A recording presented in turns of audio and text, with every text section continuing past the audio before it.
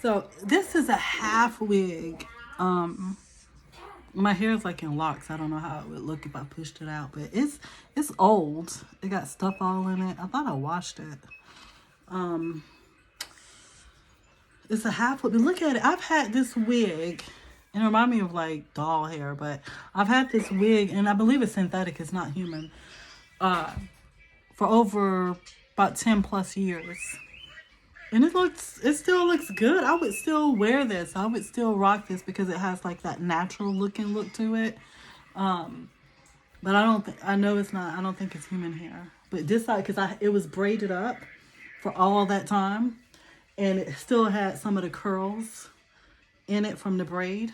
But I've been brushing it, so. But I mean, it still looks pretty good. That's crazy. But here, oh my goodness. So, what I okay, so I'm not. Oh my god, I left my little thing over there. But what I was gonna talk about was, I know some people love. I mean, it'd be petty and messy stuff all the time when you're watching reality TV, and I watched for years. Um, oh my god, what is the name of it? Housewives. And the show with the little people with Miss Juicy and all of them. And those were messy too, but I don't know. I'm trying to watch because I wanted to watch whereas we have black people who are at a certain, not demographic, but within a certain income. They're like millionaires and they're entrepreneurs, etc., etc. So I started watching Love and Marriage when I found out more about it, because these are supposed to be like the bougie black folks in Huntsville, Alabama. And someone was telling me about it, so I'm like, I'm gonna take a look at it, but I never did. And then when I saw this little posting on YouTube, and they were showing one of the guys, and who the guy is, I know now, is that Martell guy. And I'm just on season 2 with that one. And I still believe I can stomach that a little better. But it's just so much going on. And it is pretty messy because it seems like it's taken away from the reason why this show was created.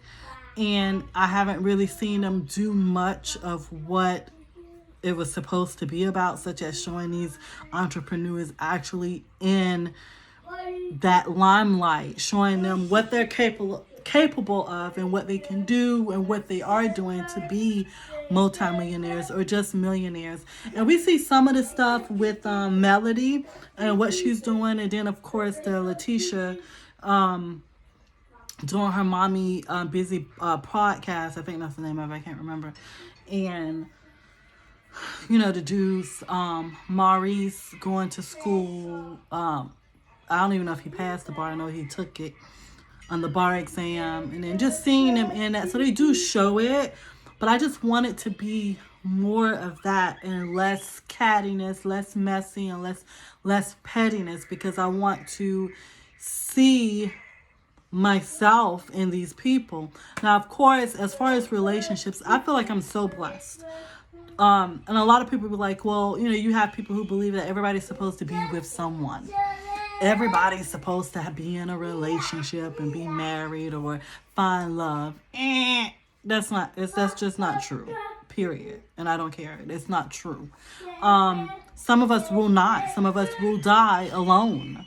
Some of us will not be here and have ever been in love, such as myself. I've never been in love. I've been in lust, but I've never been in love. And that's just the truth. I mean, whatever, I've been in lust, never in love. And I know some people like it's better to have loved than to have, never have and lost, or whatever that quote is. I can't remember. But no, not really. I mean, I don't care. When I'm looking at these relationships and these dudes and these females and all the stress and them crying and the hurt, the pain. And I know that it has, with our relationships, we have to go through so much of that to be in a relationship. But why? I don't have to if I don't want to be in a relationship. I do not want to be in a relationship while I'm having to cry and be in pain and dealing with that bullshit. I feel so much better not having that stress. We already have stress in our other relationships, such as with, work, trying to work balance, trying to find ourselves in this thing that we call life, trying to deal with that. And then to bring in other people. And of course I have, a child. In my mid-30s, I was like, you know what? I wanted to be married and before I had my second child. And, I had ran into so many problems with fibroids, couldn't, keep a bean. My beans just didn't stick,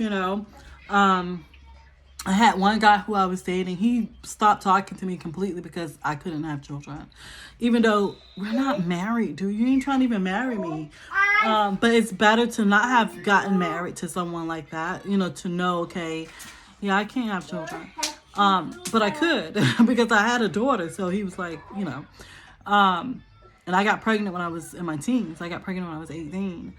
And, no, I had her when I was 18. I got pregnant when I was 17. So, but I could not, have children when I was ready to have children, basically. When I started back really trying to have children.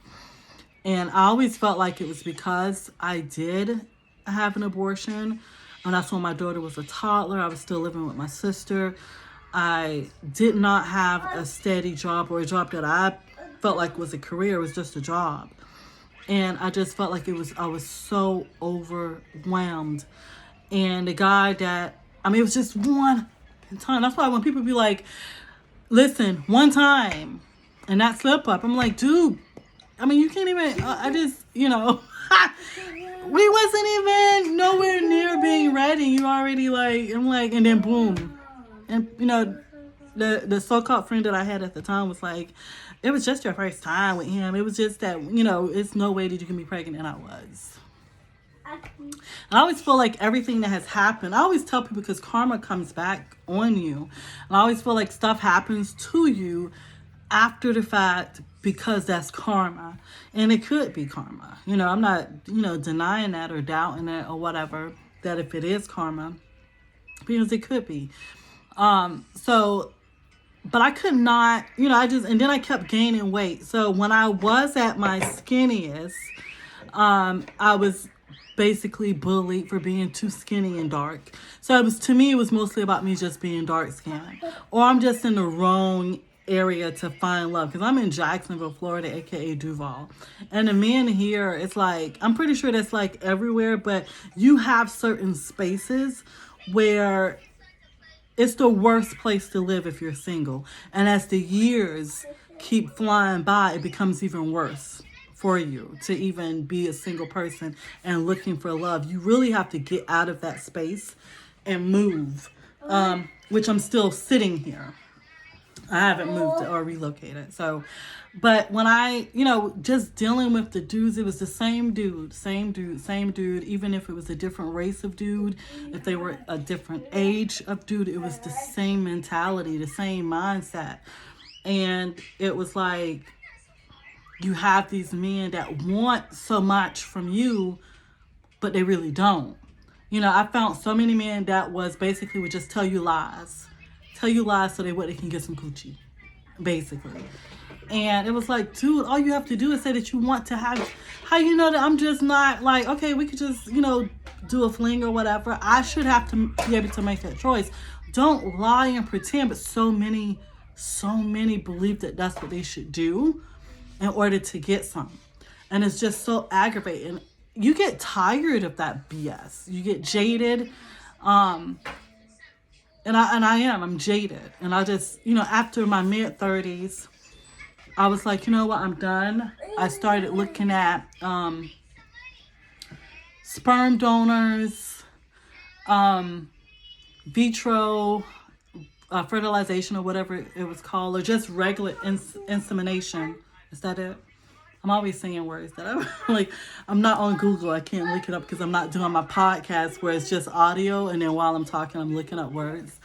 So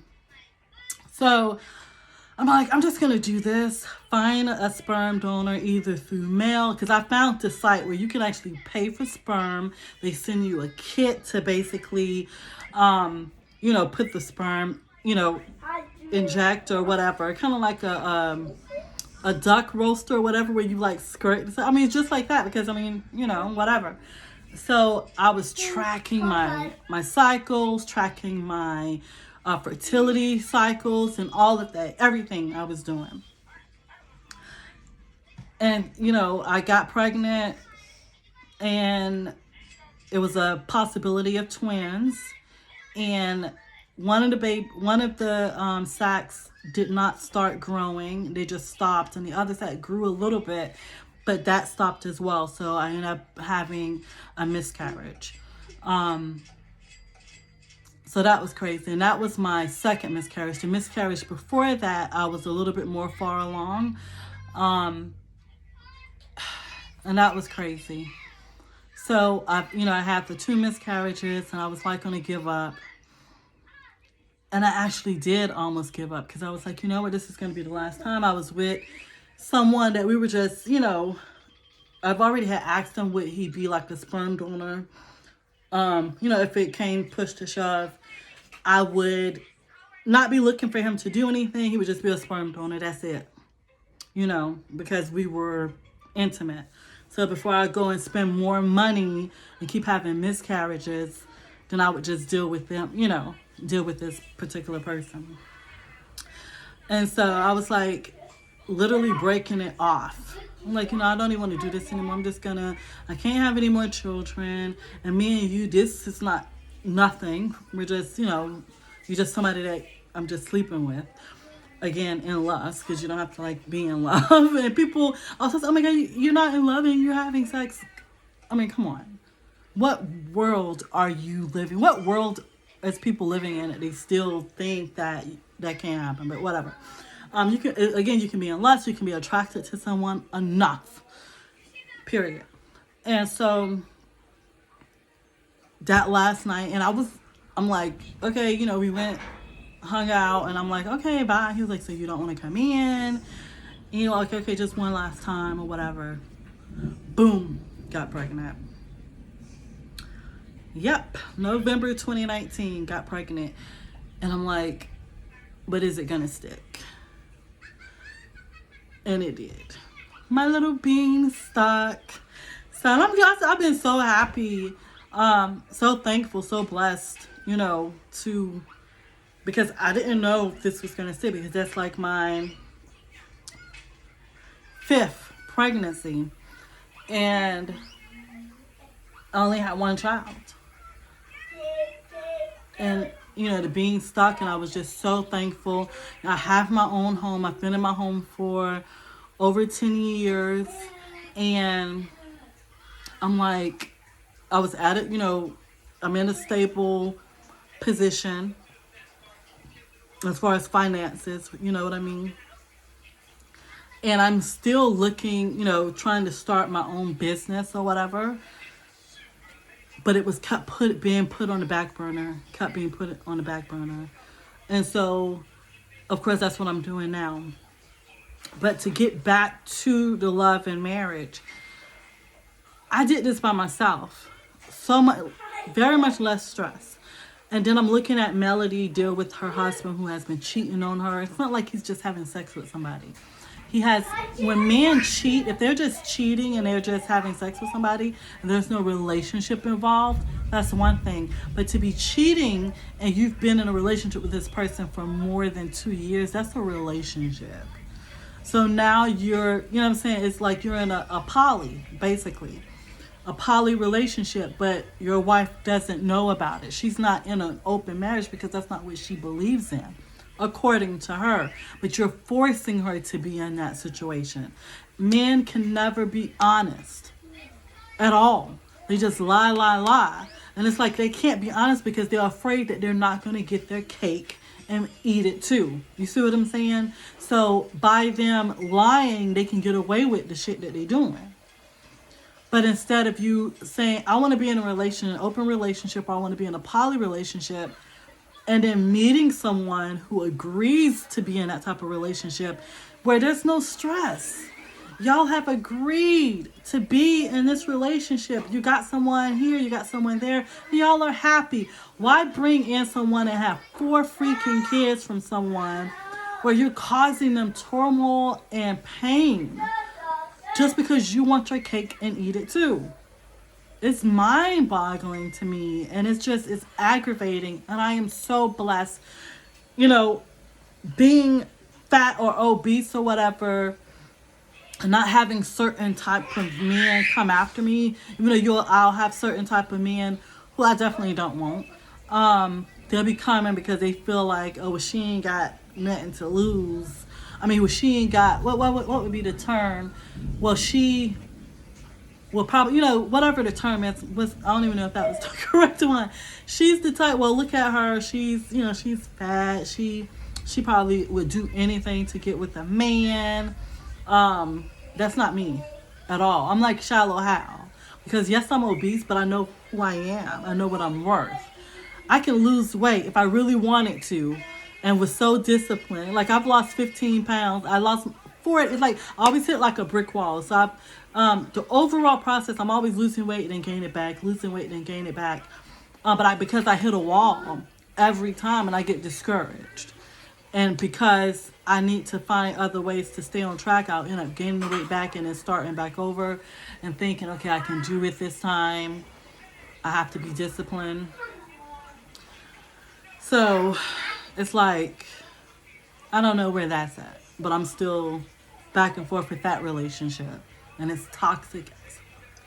So it's toxic, but I'm in it by myself. I don't have someone nagging or in my ear. You know what I mean? I don't have a dude that's like pretending. This is why I have to be in a relationship with them and give them also a part of myself, because you have to compromise and give a piece of you to them, and vice versa. I'd rather not be in that type of situation. So when I'm looking at these women and these relationships where they having all these problems, I see the smiles and the laughter when they're, you know what I'm saying, doing good. And of course, people would be like, you know, when you're in a relationship that happens, you got to deal with the ups and downs. No, I don't. If I'm single, I don't have to. So if I want to be in a relationship, then yes. If I want to be with someone, but I just do not have the energy, nor do I have the patience to be with this man. And the fact that I'm 44 now versus 10 years ago when I said I was going to give up on dating, it's been 10 years since I said I was going to give up on dating.